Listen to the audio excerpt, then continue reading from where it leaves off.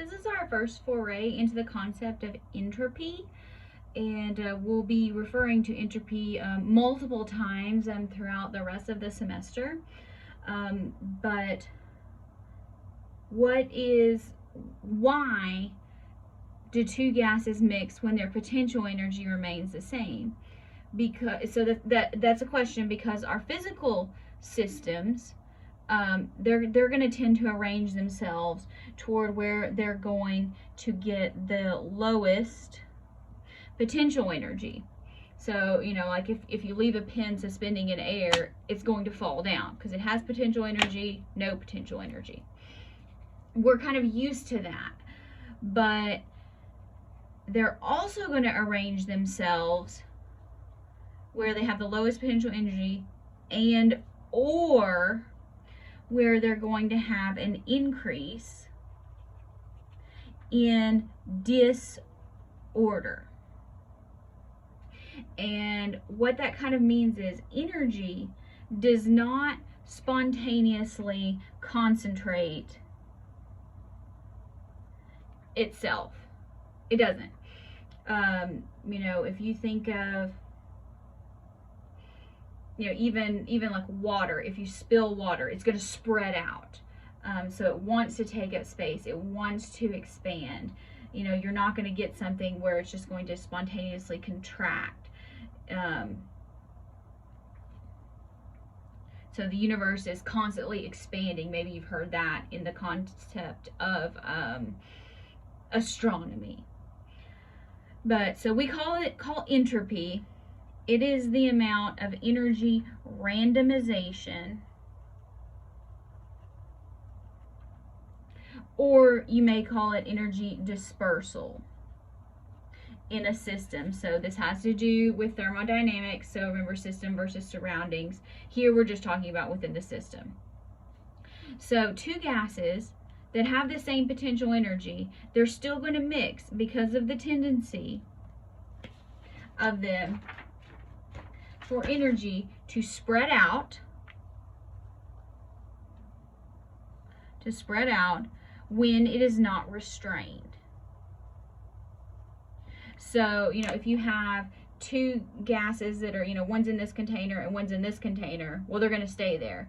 But if you connect them with a tube, the gases are going to mix. And so they're going to be in both containers. So, using the concept of entropy and intermolecular forces, which we learned about in the previous unit chapter, the formation of solutions, we're not generally changing potential energy, is going to rely on the tendency towards greater entropy. And so there's types of forces that are going to matter between molecules. Those would be the solvent solute interactions. So the interaction between the solvent and the solute, that seems to make a lot of sense, right? They have to be able to interact with each other.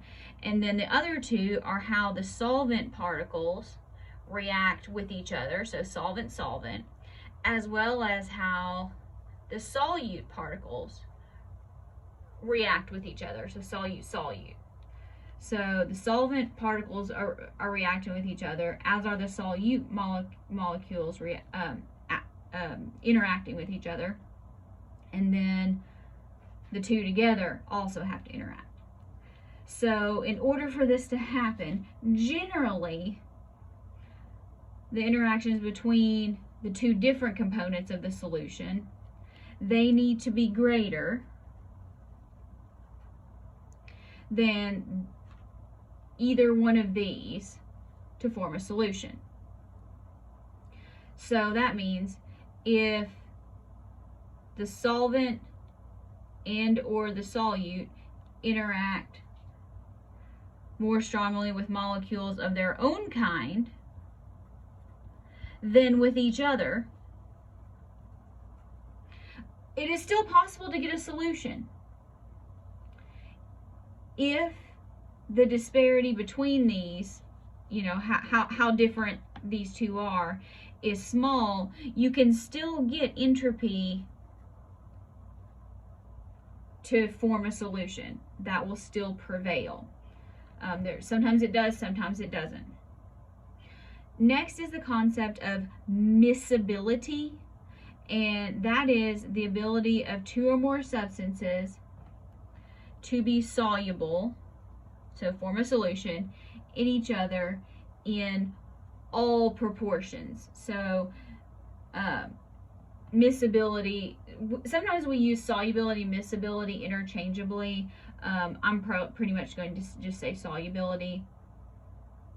But all proportions means not just at high temperatures, not just at low temperatures, not just with a certain amount. So generally we're going to be talking about liquids and liquids. So you've heard of the concept of miscibility using often the phrase that like dissolves like. And what we mean by that in a chemical sense is polar compounds dissolve in polar compounds, and then nonpolar compounds dissolve in nonpolar compounds. They mix. They're going to mix. So if you have a polar and a nonpolar, you get oil and vinegar, and you get a separation. If you get two polars like ethanol and water, you're going to get liquor. Two nonpolars, you know, if you have like propane and methane. I think those are gases, but still. Okay, so an example here. These are some large molecules, and they're real molecules, and they're different types of vitamins.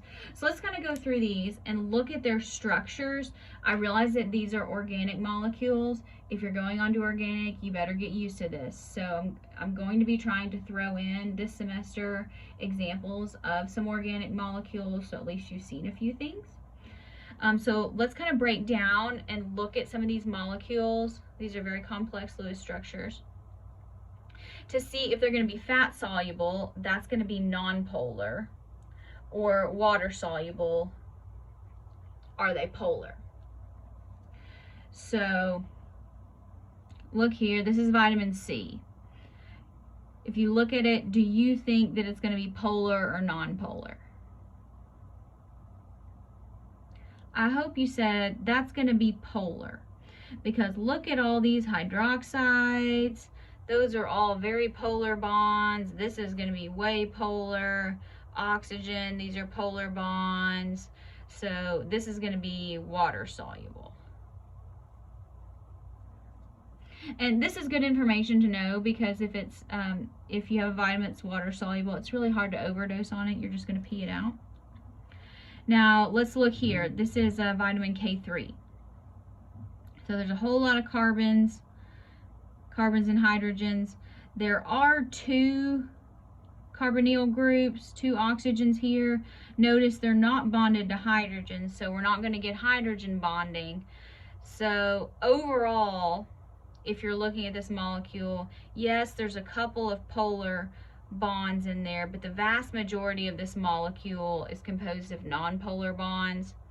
So maybe a tiny bit of it might dissolve in water, but overall this is a nonpolar molecule, and so it's going to be fat soluble. Fat soluble vitamins you can overdose on because they're stored in the body. All right, how about vitamin A? Carbons, lots of carbons, one hydroxide. Do you think this one polar hydroxide is enough to overcome all of this? I hope you said no. No. So this is a nonpolar molecule, which means it would be fat soluble. Next, vitamin B5. What do we got here? Oh, we got some nitrogens here. Remember the nitrogen, that's a polar bond. Polar bonds. So here, you know, we've got opportunities for hydrogen bonding, lots of those. This is a fairly large molecule, but you've got a lot of polar there. So each one of these can interact with water. So I'm going to say overall that's probably going to be water soluble. actually I know it's water soluble, but if you didn't know that, that's kind of how you would figure it out.